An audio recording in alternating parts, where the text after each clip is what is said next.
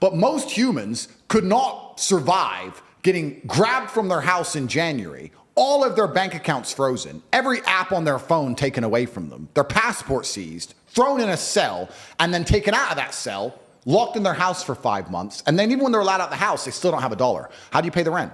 How do you pay the bills? How do you feed people? And this is what's actually interesting, because when I was in jail, my number one concerns were not for me. My biggest concerns when I was in jail was for everyone I care about. Yeah. I'd get my phone time, and I'd be on the phone like, okay, and they're like, what's going on? What's going on? I'm like, listen, we only have 5 minutes. Let me make sure you get paid. Is this paid? Yeah. Are you okay? Do you need this? Do you need that? I just spent all my time trying to look after other people from a prison cell with seized bank accounts. Did you think you were going to come out? No.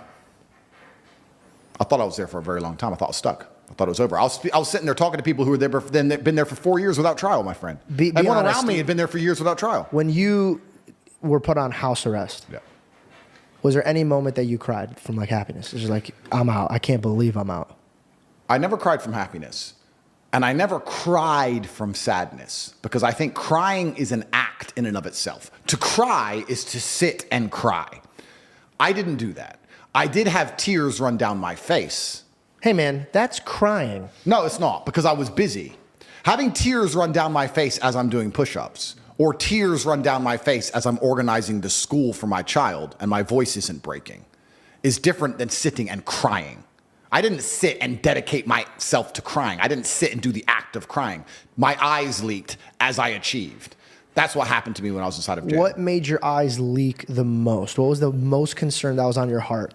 My concern was for everybody else. The number one, though, who's the person that you were like, I need to make sure that I look good in their eyes and I need to make sure that they're good? Of course I can answer that my children, but my children are actually quite young, so they weren't overly concerned, because at their age, you know, dad's away, whatever. I'm not entirely sure. I think it was just an overarching view of everything. And I felt a frustration because I had built this monumental empire and it got seized from me.